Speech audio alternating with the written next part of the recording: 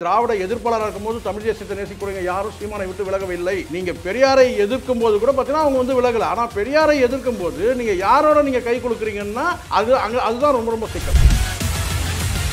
நீங்க தேசிய இந்திய தேசியம் நீங்க வந்து தமிழ் தேசியத்தை எப்படி நீங்க உள்ளடக்கிப்பீங்க? நீங்க நான் கேட்கிறேன், இங்க திராவிடத்தோட உள்ளடக்கிறது தான் தமிழ் தேசியம் சொன்னா அதுக்கே இங்க ஒத்துக்க மாட்டேங்கிறான் பல பேர். பத்திரிகை நீங்கள் கேட்பீங்க, ஒரு சீமான் வழக்கம் போல் இப்படி சொல்லிட்டு இவங்க கிட்ட இருந்தே ரெண்டு ஒரு வார்த்தை பேசிட்டு போட்டு போயிடுவார். ஆக மொத்தம் என்னன்னு கேட்டிங்கன்னா கழுத கட்டா குட்டிச்சவரும் சொல்லுவாங்கல்ல, அவ்வளோதான்.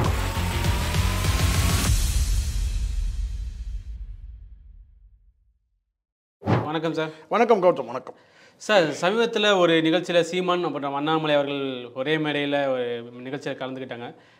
அண்ணாமலை அவர்கள் சீமானை பற்றி சொல்லியிருப்பாங்க, போர்க்களத்தில் இருக்க ஒரு தளபதி தான் சீமான் அவர்கள் அப்படின்னு அண்ணாமலை சீமானை புகழ்ந்து பேசியிருப்பார். இது எப்படி மேடைக்காண்டி பேசுகிற பேச்சா இல்லை பிஜேபி நாம் தமிழர் கூட்டணிக்காண்டி ஒரு அடித்தளமா? ஒன்று சொல்லுவாங்க, அரசியலில் வந்து எதிரி இல்லை நண்பர் இல்லைன்னு சொல்லுவாங்கல்ல. இப்போ கொஞ்சம் மாற்றிக்கணும், காலம் மாறிடுச்சு இல்லை. ஓகே, அரசியல்வாதிகளுக்கு வந்து நாக்கில் நரம்பே இல்லைன்னு அப்படி ஒன்றே எடுத்துக்கலாம்.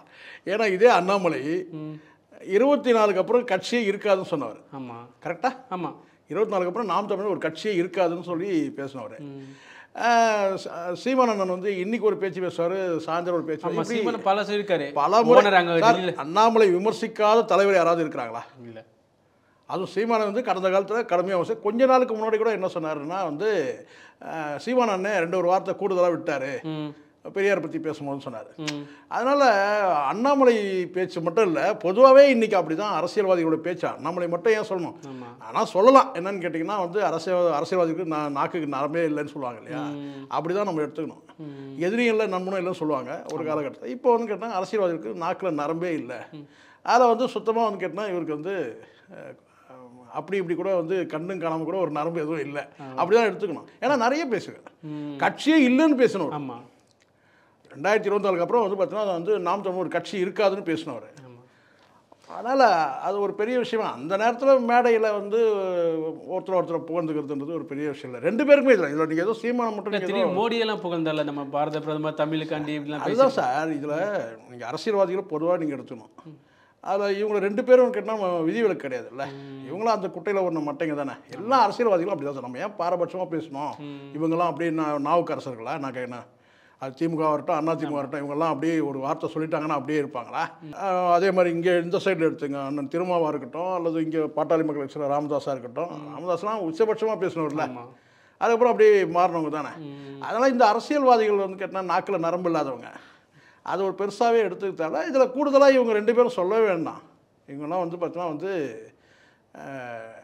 ஆக்டர்ஸ் இவங்க, ப்ளஸ் அது வேறு ஒரு பக்கம். ஓகே, நடிகர்கள், அரசியல் ஒரு நடிகர், அரசியல்வாதிகள் ப்ளஸ் நடிகர்கள்.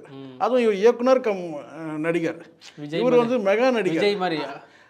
விஜய் மாதிரி கூட சார், விஜய் மாதிரி இல்லை அரசியல்வாதியாக இன்னும் அவருக்கு நடிக்க தெரியல, அரசியல்வாதியாக இருக்க தெரியல. நடிக்க தெரியுது, இன்னும் அரசியல்வாதியாக இருக்க தெரியல. யாருக்கு? விஜய்க்கு. அப்படி தான் நம்ம எடுத்துக்கணும். பட் இவர் வந்து பார்த்தீங்கன்னா ஒரு தேர்ந்த நடிகர். சிவாஜி கணேசன் நடிக்க முடியாது, யார்? அண்ணாமலை மாதிரி. இவர் வந்து இயக்குனர் கம் வந்து நடிகர். அப்புறம் பின்ன எப்படி இருக்கும்? இப்படி தான் இருக்கும். இது ஒரு கூட்டணிக்காண்டி ஒரு மூவா சார்? இது கூட்டணி இருந்தாலும் வந்து ஒன்றும் இது பெரிய பாதகம் ஒன்றும் கிடையாது சார். இங்கே முதல்ல சீமான் நான் பலரும் எப்படி சொல்கிறாங்கன்னு நான் கொஞ்சம் ரொம்ப ஆழமாக யோசித்து சொல்கிறேன். சீமான்கிட்ட இருக்கிறத 3 வெரைட்டியான நபர்கள் இருக்கிறாங்க தொண்டர்கள்ன்ற போர்வையில். 3 வகையான. அந்த 3 வகையில் என்னன்னு கேட்டால் 2 திராவிட கட்சிகளையும் வந்து பார்த்தீங்கன்னா வெறுக்கிறவங்க, ஒரு மாற்று அரசியல் வேணும்னு விரும்புகிறவங்க சீமானை வந்து பார்த்தீங்கன்னா அதை நாம் தமிழர் விரும்பினாங்க. இரண்டாவதுன்னு கேட்டால் தமிழ் தேசியத்தை வந்து முன்னிறுத்தி, கொள்கையை சித்தாந்தத்தை முன்னிறுத்தி ஒரு அரசியல் கட்சி வராதான்னு சொல்லி வேட்கையோடு இருந்தவர்கள் எல்லாம் சேர்ந்து ஒரு பக்கம் சீமானுக்கு பின்னாடி படையெடுத்தாங்க, அணிவகுத்தாங்க. 2. மூன்றாவதாக கேட்டிங்கன்னா இங்கே இதுதான் ரொம்ப ரொம்ப முக்கியம்னு கேட்டால் சீமானை வந்து பார்த்தீங்கன்னா வந்து வெறிகொண்டு நேசிக்கக்கூடியவர்கள். அதுக்கு உடனே நீங்கள் வந்து ஏதோ விஜயலட்சுமி பேர் நினச்சிடாதீங்க. வெறிகொண்டு நேசிக்கிறவங்கன்னு நான் சொல்கிறேன், சரிங்களா? வந்து நீங்கள் ஒன்று உங்கள் கற்பனை எங்கே போகணுன்னு கேட்டால் உங்களை பார்க்கும்போது தெரியுது ஏதோ பெங்களூர் பக்கம் யோசிக்கிற மாதிரி இருக்கு. இல்லை, 3 பேர், 3 வெரைட்டி. மாற்று அரசியல், தமிழ் தேசியம், சீமானை வந்து வெறிகொண்டு நேசிக்கக்கூடிய. இதில் வந்து பார்த்திங்கன்னா மாற்று அரசியல் தரக்கூடிய இடத்துல வந்து கேட்டிங்கன்னா வந்து அண்ணாமலையும் இருந்தார், விஜயும் வந்து இருக்கிறார், சரிங்களா? இப்போ வந்து கேட்டால் அந்த மாற்று அரசியல் நேசிக்கணும் சீமானை நோக்கி தான் அணிவகுக்கணும்னு அவசியம் கிடையாது. ஒன்று. ரெண்டாவது தமிழ் தேசியம்னு கேட்டால் என்றைக்கு இவர் வந்து பார்த்திங்கன்னா பெரியாரை வந்து விமர்சனம் பண்ணாரோ, ஐயோ பெரியாரை விமர்சனம் பண்ணால் அவர் வந்து திராவிட இயக்கத்தோட தலைவர் தானே அவர் விமர்சனம் பண்ணால் எப்படி தமிழ் தேசியத்தை நேசிக்கிறவங்க வெளியே வருவாங்க அப்படின்னு நீங்கள் வந்து ஒரு கேள்வி எல்லாருக்கும் வரும். அங்கே சிக்கலே என்னன்னு கேட்டிங்கன்னா, பெரியாரை இவர் விமர்சிக்கும் போது யாரெல்லாம் ஆதரிச்சாங்கன்னு நீங்கள் பார்க்கணும். அங்கே வந்து பார்த்தீங்கன்னா ரொம்ப ஆவேசமாக ஆக்ரோஷமாக ஆச்சுன்னா சங்கிகள் தான். அதுக்கு அந்த சங்கிகளுக்கு ஒரு பெரிய விளக்கமே கொடுத்தாரு. அப்போ கிட்டத்தட்ட இவர் விலகி என்னென்னு கேட்டால் திராவிட இயக்கங்களை நீங்கள் வந்து எதிர்க்கிறீங்க, பெரியாரை நீங்கள் விமர்சனம் பண்ணுறீங்கலாம் ஒரு பக்கம் இருக்கட்டும், அது சரியாக தவறான்றது ஒன்று. அதை தாண்டி அதில் நியாயம் இருக்கா இல்லையான்றது ஒரு பக்கம். அதை தாண்டி நீங்கள் வந்து பார்த்தீங்கன்னா கொஞ்சம் கொஞ்சமாக மெல்ல மெல்ல நகர்ந்து இந்த திராவிட இயக்கத்தோட ஆதரவாளர்கள்லாம் வந்து இவரை வந்து நோக்கி பல விமர்சனங்களை வந்து வைக்கும்போது சரி, முற்றுகை போராட்டங்கள் இதெல்லாம் பண்ணும்போது அதாவது தன்னை மறந்தே என்ன சார் மெல்ல மெல்ல இப்போ நெருங்கி சங்கிகளோட அவர் வந்து கை கொடுக்க ஆரம்பிச்சார். அப்போ தமிழ் தேசியத்தை நேசிக்கக்கூடியவங்க எல்லாரும் நான் செய்கிறாங்கனாக்கா, நீங்கள் ஒரு பக்கம் திராவிட எதிர்ப்பாளராக இருக்கும்போது தமிழ் தேசியத்தை நேசிக்கக்கூடியவங்க யாரும் சீமானை விட்டு விலகவில்லை. ஆமாம். நீங்கள் பெரியாரை எதிர்க்கும் போது கூட பார்த்தீங்கன்னா அவங்க வந்து விலகலை. ஆனால் பெரியாரை எதிர்க்கும் போது நீங்கள் யாரோட நீங்கள் கை கொடுக்குறீங்கன்னா அதுதான் ரொம்ப ரொம்ப சிக்கல். இல்லை, அண்ணாமலை கூட சொல்லியிருந்தார்ல, சீமான் அவர்கள் வந்து தமிழ்லேருந்து தமிழ் தேசியத்தை பார்க்குறோம், நாங்கள் தேசியத்திலேருந்து தமிழை பார்க்குறோம். இது ரொம்ப பெரிய அறிவாளிகளாக நினச்சிட்டு பேசுறது எல்லாருக்கும் தெரிஞ்சு தானே. நீங்கள் எப்படி இருந்தாலும் கேட்டால் நீங்கள் வந்து நீங்கள் இந்திய தேசியம் நீங்கள் வந்து தமிழ் தேசியத்தை எப்படி நீங்கள் உள்ளடக்கிப்பீங்க? நான் கேட்குறேன். இங்கே திராவிடத்தோட உள்ளடக்கிறது தான் தமிழ் தேசியம் சொன்னால் அதுக்கே இங்கே ஒத்துக்க மாட்டேங்கிறான் பல பேர்.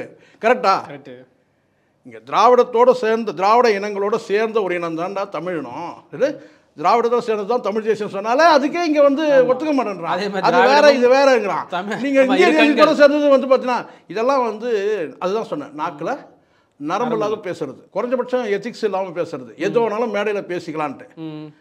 அதனால் இது கடந்த காலத்தில் இவங்க போட்ட இதுதானே விதை தானே சார். கலைஞர்லாம் கடந்த காலத்தில் கேட்டால் வந்து ஏன் வந்து கொள்கை முரண் இருந்தாலும் வந்து கூட்டணி வைக்கலையா? ராங் பார்ட்டி இந்த ரைட் பர்சன் சொல்லிட்டு வந்து வாஜ்பாய் மட்டுமே வந்து முன்னிலைப்படுத்தி ஒரு கூட்டணி வச்சார்ல கலைஞர். ஒரு பக்கம் வந்து சங்கி பண்டாரங்கள் சொல்லிட்டு பண்டார பரதேசிகள் அப்படியான சில வார்த்தைகள்லாம் வந்து சொன்னவர் தான். பண்டாரங்கள்லாம் சொன்னவர் தான் வந்து கலைஞர். அப்படின்னு சொல்லிட்டு அதுக்கப்புறம் கேட்டால் வந்து வாஜ்பாயோட வந்து கை கொடுக்குறாரு இல்லையா?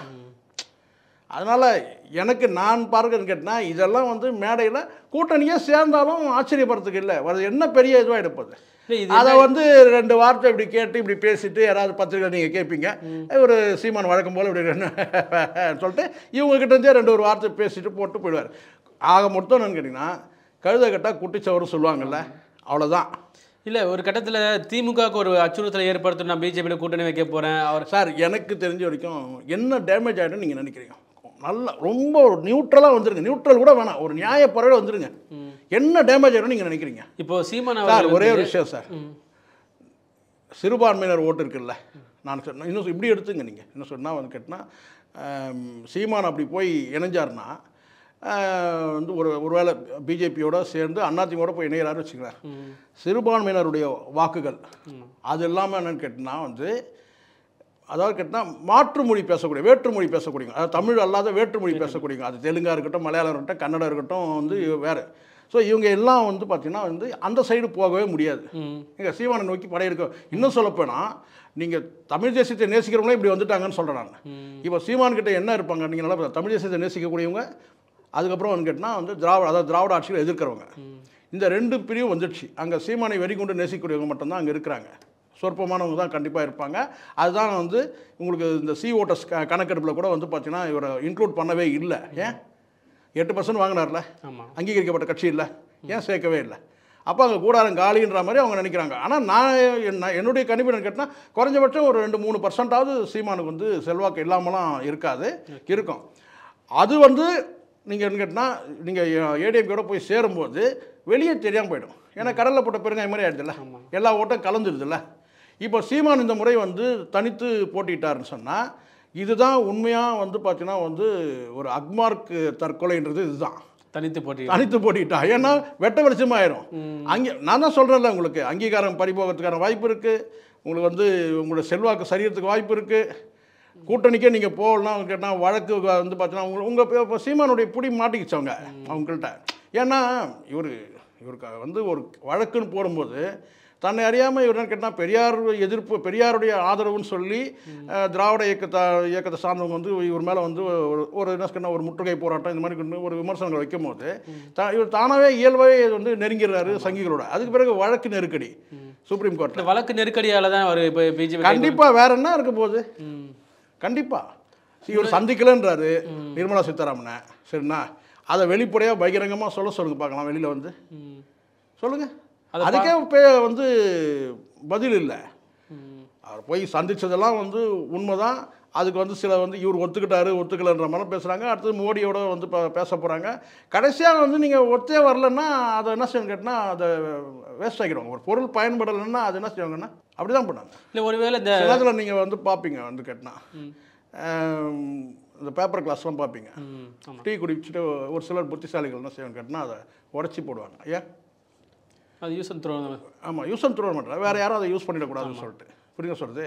நமக்கு பயன்படாதது நம்ம பயன்பட்டுச்சு, இனி அது வேறு யாருக்கும் பயன்படக்கூடாது. நமக்கு பயன்பட்டாச்சு, இனி வேறு யாருக்கும் பயன்படக்கூடாது. அப்போ அதெல்லாம் கேட்டால் அமைக்க ஒரு கசக்கி போட்டுருவாங்க. பார்த்துருப்பீங்க. அந்த மாதிரி சீமான் அப்படி தான் பண்ணுவாங்க. இது வந்து விஜயலட்சுமி வழக்குலேருந்து வெளியே வரணும், இந்த அதுதான் காவல்துறையிலேருந்து வெளியே வரணும். அதுதான் இப்போ இந்த நசுக்கி போகிறதுன்றது அதுதான்.